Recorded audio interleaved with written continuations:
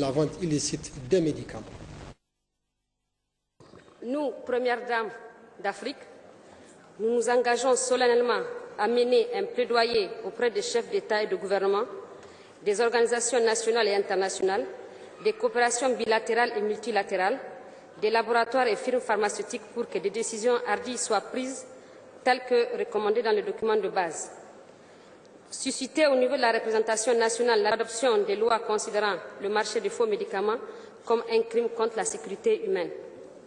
Mettre en œuvre les mécanismes d'adhésion de nos pays respectifs à la Convention Medicrime, adoptée par le Conseil de l'Europe le 8 décembre 2010. Renforcer le partenariat à travers l'OMS avec Impact, qui a pour rôle d'œuvrer à la restauration de la coopération internationale dans la recherche de solutions à ces défis planétaires, la contrefaçon et au marché illicite des produits de santé, et l'accroissement de la sensibilisation du public en danger des produits médicaux contrefaits. C'est le ministre de la Santé publique qui a procédé à la clôture de la conférence internationale sur la contrefaçon et la vente illicite des médicaments en présence du Premier ministre et des Premières Dames d'Afrique. À cette occasion, le ministre de la Santé a salué cette initiative de la Première Dame du Niger avant de lancer un appel à l'ensemble de la communauté internationale à œuvrer en faveur de la lutte contre la contrefaçon et la vente illicite des médicaments. La cérémonie de ce matin peut faire naître des espoirs légitimes quant à l'affirmation de notre commune volonté de mieux travailler ensemble pour protéger nos populations contre ces cancers qui constituent la contrefaçon plutôt et la vente illicite des médicaments dans nos pays. C'est dans cet esprit que je voudrais lancer ici un appel vibrant aux différents acteurs, y compris les communautés à tous les niveaux, afin que chacun joue pleinement son rôle et assume sa responsabilité dans le cadre du processus qui démarre. C'est le lieu et le moment approprié pour moi de remercier la Première Dame, Dr Lalla Malika Issoufou, présidente de la Fondation Teteli Yali et l'Institut international de recherche anti-contrefaçon des médicaments pour leur esprit d'initiative et de collaboration ayant facilité l'organisation de cette rencontre. Je voudrais aussi remercier et féliciter toutes les personnalités et sommités ici présentes pour leur engagement à lutter contre la vente illicite de faux médicaments. Nos remerciements vont également à tous ceux qui, de près ou de loin, ont contribué au succès de l'organisation de cette rencontre. Enfin, je saisis cette opportunité pour vous réaffirmer la disponibilité du gouvernement de la 7e République en collaboration avec l'ensemble des acteurs à faire de la lutte contre la contrefaçon et la vente illicite des médicaments une réalité, contribuant ainsi à l'amélioration de la santé et du bien-être des populations nigériennes. Dans un autre registre, lancement ce matin au stade général Séni Kounché du Niamey de la 2e édition de la semaine de l'entrepreneuriat agricole au Niger, placée sous le haut patronage du Premier ministre-chef du gouvernement. Cette rencontre permettra aux producteurs d'améliorer leurs revenus et capacités de production. Reportage Aïchatou Moukela, Yahya Rabo et Hamani Seng. Cadre idéal de concertation entre producteurs, entreprises, décideurs politiques et partenaires techniques et financiers sur les enjeux de l'entrepreneuriat agricole et les potentialités du secteur agricole du Niger. Cette 2e édition de l'entrepreneuriat agricole est placée sur le double thème exportation des produits agricoles et entrepreneuriat, comment réussir. Une occasion de partage et d'échange sur la promotion du secteur agricole et de l'entrepreneuriat agricole au Niger. La semaine de l'entrepreneuriat agricole constitue donc une occasion pour les acteurs de la chaîne de valeur agricole de donner et de recevoir, mais aussi une opportunité pour la réalisation d'affaires. Cette semaine permettra surtout de nouer des relations de partenariat entre les acteurs dans le respect de la dimension familiale des exploitations agricoles et pastorales.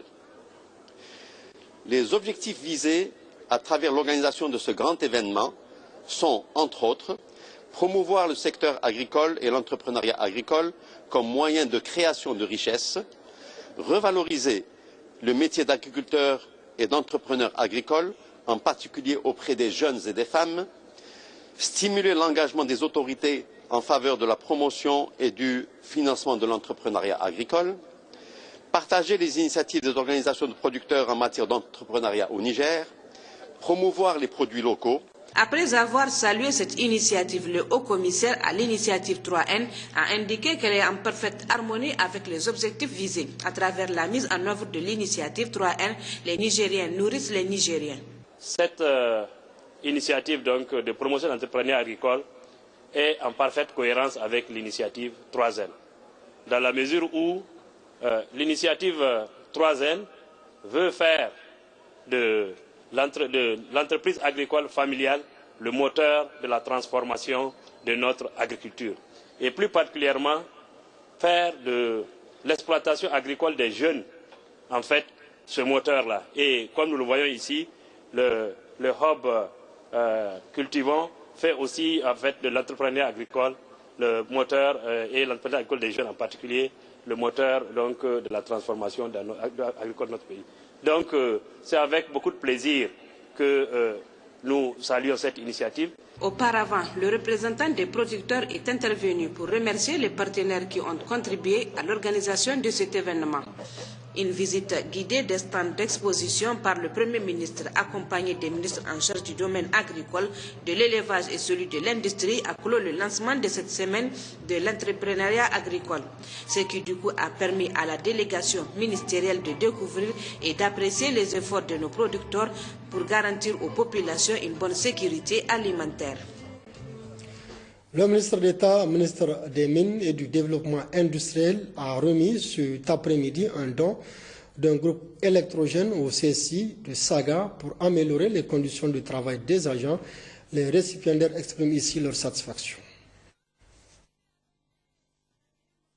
La cérémonie solennelle qui nous a réunis aujourd'hui est relative à la réception d'un groupe électrogène offert par le ministre des Mines, son Excellence, M.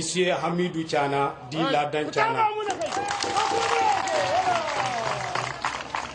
au CSI de Saga.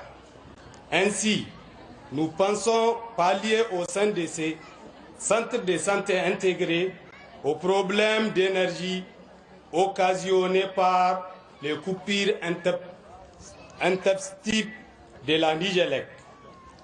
Cet acte honorable n'est que l'amorce d'une multitude d'activités prévues dans les cantons de Saga, en vue de l'amélioration des conditions de vie de nos populations. Comme vous le savez, avec ces coupures intempestives, chaque fois, au niveau des salles d'accouchement, nous avons des difficultés pour pouvoir diriger des accouchements dans de bonnes conditions. Maintenant, avec ce groupe électrogène, les agents de santé seront à l'aise vraiment pour pouvoir diriger les accouchements sans problème, pour vraiment réduire le taux de mortalité. Donc, ce que maintenant nous souhaitons, c'est vraiment l'appui en carburant pour pouvoir vraiment faire fonctionner ce groupe. Comme vous le savez, un groupe électrogène, il faut suffisamment de carburant pour le faire fonctionner. Donc nous remercions beaucoup et nous pensons aussi qu'il y aura d'autres Nigériens qui vont continuer à appuyer nos structures sanitaires. Le gouverneur de la région de Dosso était ce matin dans les locaux de la station régionale ORTN de Dosso. Objectif, se rendre compte de l'état d'avancement des préparatifs de l'émission Focus sur le programme de renaissance dans la région de Dosso, compte rendu Ali Hashimou et Habibou Garba. Oui, c'est d'abord un accueil empreint de chaleur qui a été réservé ce matin par le personnel de la station régionale ORTN de Dosso et les membres de l'équipe en charge de l'organisation de l'émission Focus sur le programme de la Renaissance dans la région de Dosso, conduite par le journaliste Ousmane Alhaji Ibrahim de Télé Sahel, au gouverneur de la région de Dosso, Seydou Zatou Ali, qu'accompagne pour la circonstance le président du conseil régional de Dosso, Hima Moukela, ses plus proches collaborateurs et les directeurs techniques régionaux.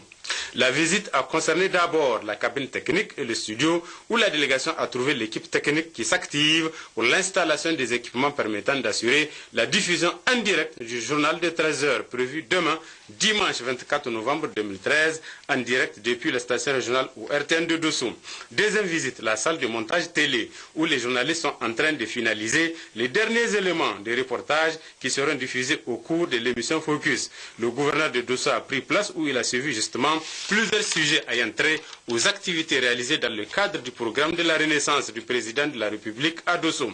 Le gouverneur de la région de Dosso, Seydou Zatou Ali, est visiblement très satisfait du travail abattu en un temps record avant de rencontrer les membres de l'équipe en charge de l'installation du plateau qui servira aussi à la réalisation indirecte du journal télévisé demain et du débat sur le focus. En gros, le gouverneur de la région de Dosso est très satisfait. Nous pensons que la visibilité, qui est vraiment l'essence même de cette émission, est vraiment importante. Ce qu'on a vu comme réalisation du programme de renaissance du président de la République pour les 2 ans, c'est vraiment très satisfaisant et encourageant parce que c'est vraiment un décollage pour le développement socio-économique de la région de Dosso. Le focus se prépare donc activement à Dosso, région phare. L'ORTN a pris toutes les dispositions idoines pour la bonne réussite de cette émission. Salamatou Oumarou Mega et Mahamadou Adamou pour le compte rendu. L'Office de radiodiffusion-télévision du Niger ORTN, fidèle à son engagement d'informer, poursuit son émission Focus sur nos régions. Après Tilaberi, c'est au tour de la région de Dosso d'accueillir cette émission. Le Focus vise à offrir plus de visibilité à nos régions à travers la mise en exergue des actions réalisées au profit des populations concernées. La trentaine d'agents de l'ORTN venus de Niamey en collaboration avec ceux de la station régionale de Dosso, à savoir journalistes, techniciens, réalisateurs, régisseurs, monteurs et chauffeurs, vont vous faire découvrir la région de Dosso, notamment sur le plan économique, social et culturel, à travers des reportages réalisés sur le terrain dans les 8 départements de la région de Dosso, région phare de ce numéro de Focus. À l'occasion du Focus, vous suivrez le journal de 13h de la Voix du Sahel de ce dimanche 24 octobre 2013 en direct de Dosso avec comme invité le gouverneur de la région. Et le soir, après le journal télévisé de 20h30, un débat focalisé sur la région avec comme invité les cadres régionaux autour du gouverneur de la région, Seydou Ali Zatou. En séjour à Maradi, dans le cadre du lancement du forum sur le plan de développement régional, le coordinateur du PNUD a visité plusieurs réalisations faites par les agences du système des Nations Unies, compte rendu Moussa Jariri et Abdelkader Idrissa. Le coordinateur résident du système des Nations Unies est accompagné pour la circonstance par l'assistant du représentant résident de l'UNFPA, le chef de bureau UNICEF Maradi, le chargé de programme FAO, le représentant de la coopération luxembourgeoise, l'assistante à la coordination du système des Nations Unies et la chargée du programme PNUD. Il a tout d'abord rendu des visites de courtoisie à l'honorable sultan du Kassina et à celui du Gobir. Pour Fodé Ndiaye, les chefs coutumiers sont un maillon important de la chaîne des acteurs qui accompagnent les agences des Nations Unies dans toutes les actions de développement entreprises en faveur de leurs administrés. Il se doit donc de les saluer et de les encourager pour leur engagement délibéré, a-t-il conclu. Le village de Bakawa, dans la commune rurale de Safo, le programme alimentaire mondial PAM, en partenariat avec le programme conjoint Maradi PCM, a mis en place un projet de jardin scolaire d'une superficie de 0,6 hectares. Ce jardin potager revêt un double objectif, l'un pédagogique pour les maîtres et l'autre nutritionnel pour les élèves. À terme, ce projet provoquera un changement qualitatif et durable dans le menu des élèves de cette école à cantine scolaire appuyée par l'État. La prochaine étape a été l'école primaire de Guidan Alou dans la commune de Sarkinyama.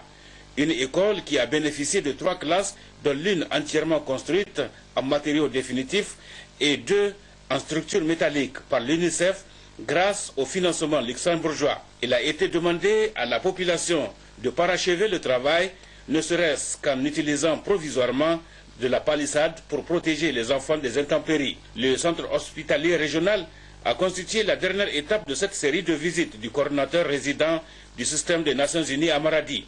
Fodé Ndiaye s'est particulièrement intéressé à la maternité du centre hospitalier régional en état très avancé de dégradation et dont la capacité d'accueil est très en deçà des attentes des responsables sanitaires de la région et de la population. Pour cela, l'UNFPA a financé la construction d'un nouveau bâtiment dont les travaux débuteront sous peu. Fodé Ndiaye et les membres de sa délégation se sont largement informés sur le fonctionnement, la gestion et l'exploitation des infrastructures et autres installations mises à la disposition des populations et ont donné des conseils nécessaires pour leur utilisation.